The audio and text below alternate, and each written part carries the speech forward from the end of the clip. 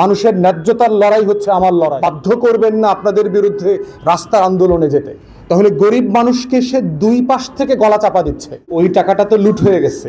যে টাকাটার কথা আপনি বলছেন, যে সালম, বসুন্ধরা, বিভিন্ন সময় আমরা দেখেছি বিভিন্ন গ্রুপকে আপনার হাজার হাজার কোটি টাকা ভ্যাট মওকুফ করে দেওয়া হয়েছে। মানে এটাই হচ্ছে লুটেরা মডেল, যে রাষ্ট্র বানানো হয়েছে গরিব মানুষকে সাহায্য করবার জন্য, রাষ্ট্র বানানো হয়েছে অসুস্থ মানুষকে চিকিৎসার ব্যবস্থা করবার জন্য, রাষ্ট্র বানানো হয়েছে অশিক্ষিত লোকদেরকে শিক্ষিত বানানোর জন্য, রাষ্ট্র বানানো হয়েছে দুর্বল মানুষদেরকে নিরাপত্তা দেবার জন্য। কিন্তু এই রাষ্ট্রগুলোতে দেখবেন এই মানুষগুলোই সবচেয়ে বেশি নিপীড়িত। অতএব যাদের জন্য রাষ্ট্র বানানো হয়েছে লড়াই করে, যুদ্ধ করে, রক্ত দিয়ে, তারা সেই রাষ্ট্রের কোনো বেনিফিটটা পাচ্ছেন না। তো সেখানেই আমরা বলছি যে সকল পরোক্ষ কর গ্র্যাজুয়ালি রাষ্ট্রকে বিলুপ্ত করে ফেলতে হবে। পরোক্ষ কর থাকলেই হচ্ছে রাষ্ট্রে বৈষম্য তৈরি হবে, গরিব মানুষের উপরে করের প্রেশার বাড়বে। এবং বর্তমানে দেখেন আমার রাজস্ব আদায়ের প্রায় 50% টাকা আসে হচ্ছে ভ্যাট থেকে। মানে মধ্যবিত্ত, নিম্নবিত্ত, শ্রমিক, রিক্সাওয়ালা, টং দোকানদারের টাকা দিয়ে রাষ্ট্র চলছে। আর বড়লোকরা হচ্ছে আপনার আমার রিজার্ভ থেকে সে রেয়াতি টাকা পায়, বিলিয়নস অফ ডলার আমার রিজার্ভ থেকে সে সাবসিডি পাচ্ছে, বড়লোকদেরকে ট্যাক্স মওকুফ করা হচ্ছে, বিল মওকুফ করা হচ্ছে। এই লুটেরা মডেলের অর্থনীতি থেকে আমরা মুক্তি চাই। এজন্যই তো গণ অভ্যুত্থান।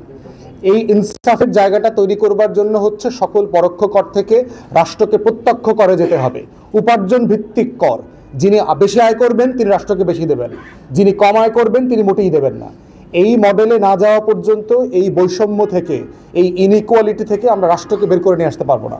অবশ্যই টিসিবির ট্রাকের ব্যাপারে ইতিমধ্যে আমরা বলেছি যেটা সম্মানজনক না। মূল বিষয় যেটা হচ্ছে যে কম দামে গরিব ন্যায্য তার ভিত্তিতে দোকান থেকে পণ্য কিনতে পারবে এমন একটা অ্যারেঞ্জমেন্ট দরকার।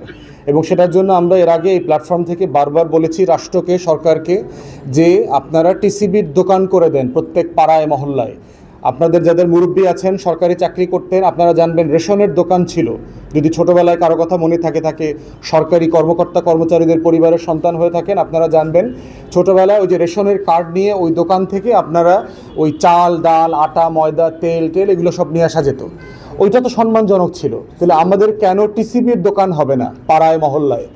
অতএব ট্রাক বাতিল করে দিয়ে আপনারা অবিলম্বে এটা দোকানের মডেলে যান। যারা টিসিবি পণ্য পাওয়ার যোগ্য এই নাগরিকদেরকে আপনারা স্মার্ট কার্ড দেন, কোনো ক্যাশ ট্রানজ্যাকশন হবে না, টাকা কার্ডে যাবে, ওই কার্ড থেকেই টিসিবির দোকান থেকে পণ্য কেনা যাবে, কোনো ক্যাশ লেনদেন হবে না।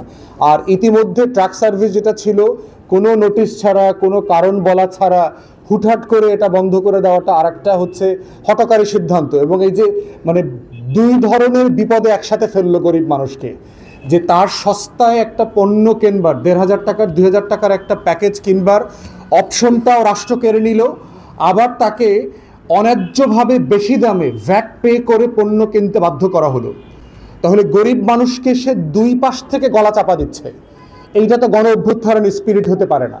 এই জন্য আমরা উপদেষ্টা মণ্ডলীকে বারবার বলছি যে সমর্থন এবং সমালোচনার মধ্য দিয়ে আপনাদেরকে আমরা যেভাবে সাহায্য করছি, এইখানে আমাদেরকে বাধ্য করবেন না আপনাদের বিরুদ্ধে রাস্তার আন্দোলনে যেতে। কারণ দিন শেষে জনগণের লড়াই হচ্ছে আমার ওয়াদা, আমার প্লেজ। আমি কোনো সরকার, আমি কোনো উপদেষ্টার প্রতি আমার কোনো বিন্দু পরিমাণ কমিটমেন্ট নাই। একটা রাজনৈতিক নেতাকর্মী হিসেবে দল আকারে আমাদের কমিটমেন্ট হচ্ছে দেশের মানুষের কাছে, গরিব মানুষের কাছে।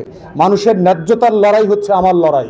আমি তাদের জন্যই কথা বলি, আমরা তাদের জন্যই লড়াই করি। অতএব উপদেষ্টা মণ্ডলীকে বলছি খুব সিরিয়াসলি আপনাদের সিদ্ধান্তগুলো রিভাইজ করেন। ভুল সিদ্ধান্ত, বাড়াবাড়ি এবং বাকাওয়াজ, আপনারা সমাজ বিচ্ছিন্ন যে সকল সিদ্ধান্ত নিচ্ছেন সেগুলো থেকে বেরোয় আসেন।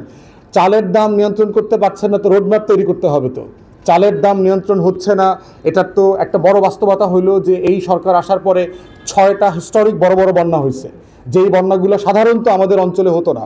আপনারা দেখেছেন কুমিল্লা অঞ্চলে যে ব্রাহ্মণবাড়ি অঞ্চলে যে বন্যা হয়েছে, নোয়াখালী, লক্ষ্মীপুর, ফেনীতে, আমাদের 30-40 বছর এই ধরনের বন্যা হয় নাই। মোমিনশাহী, শেরপুর, নেত্রকোনায় যে বন্যা হয়েছে 30-40 বছর এই ধরনের বন্যা হয় নাই।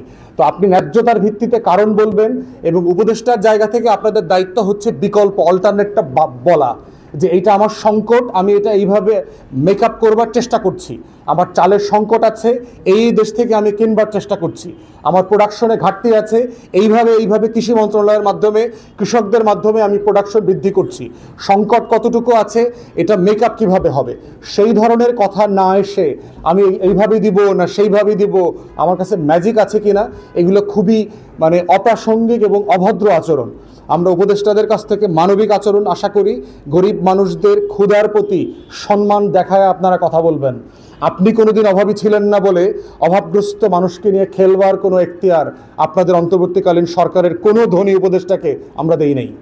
অতএব আমাদের দাবি খুব পরিষ্কার, সংকটগুলোকে অংশীজনদের সাথে পরামর্শ করেন, প্রয়োজনে প্রফেসর ইউনূসের নেতৃত্বে যে জাতীয় ঐক্যমতের কমিশন তৈরি করা হয়েছে তাদের নেতৃত্বে রাজনৈতিক দলগুলোর সাথে আপনারা বসেন, যেখানে যেখানে যে অংশীজনের সাথে বসা দরকার আপনারা পথ খুঁজে বের করেন, আপনারা এক্সপার্টদের কাছে জিজ্ঞেস করেন যে কিভাবে চালের এই সিচুয়েশনকে হ্যান্ডেল করা যায়, অ্যাড্রেস করা যায়।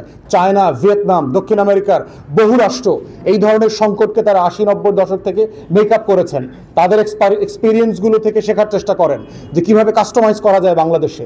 একটা সংকট পার্মানেন্ট সংকট হতে পারে না। আমার প্রতি বছর চিনি নাই, আমার প্রতি বছর পেঁয়াজ নাই, আমার প্রতি বছর আলু নাই, প্রতি বছর চাল নাই। একটা রাষ্ট্র তো একটা সংকট মানে দশকের দশক মেনটেন করতে পারে না, একটা রেজলিউশনে তো রাষ্ট্রকে আসতে হবে। অতএব আমরা অন্তর্বর্তীকালীন সরকারকে বলছি, সিরিয়াসলি রেজলিউশনে আসেন, রিজলভ করেন। এই ক্রাইসিস আমরা বারবার আপনাদের কাছ থেকে শুনতে চাই না। We are sick and tired. গরিব মানুষকে কষ্ট থেকে, বিড়ম্বনা থেকে রেহাত দেন। ধন্যবাদ।